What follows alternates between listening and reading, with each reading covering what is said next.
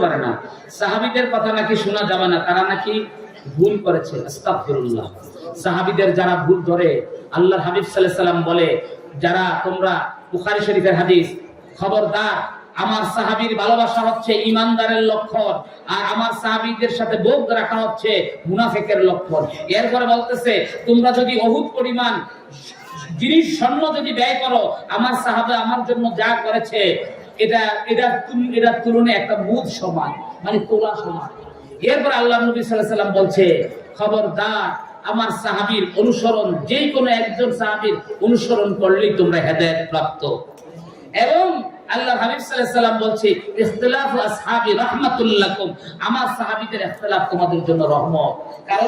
কারণ এক সাহাবী কোন আমলকে কঠিন কইরা দিছে, আর এক সাহাবী সহজ করছে। যেমন আম্মা জান আয়েশা বলতেছে, কোন স্বামী যদি তার বিবিকে হাত ধইরা জাগায়, এই বিবি নামাজ পড়তে ওঠো, আম্মা জান আয়েশা বলতেছে তার ওযু করা লাগবে না, কারণ আল্লাহ কোরআনে বলছে আওলা মাসতুম মিনান নিসা ফালাম তাজিদু মাআন। এখানে মুলামাসা লামসুন বলেছে, স্পর্শ বলা হয়েছে, এখানে কোনো যৌন উত্তেজনার সাথে স্পর্শ আল্লাহ বলে না, শুধু স্পর্শ বলছে। আর হযরতে আব্দুল্লাহ ইবনে ওমর বলে, না না, স্পর্শ করলে ওযু করতে হইব। এখন কেউ যদি আব্দুল্লাহ ইবনে ওমরের দা মানে তার দইব, কেউ যদি আম্মা জান আয়েশার দা মানে তার দইব।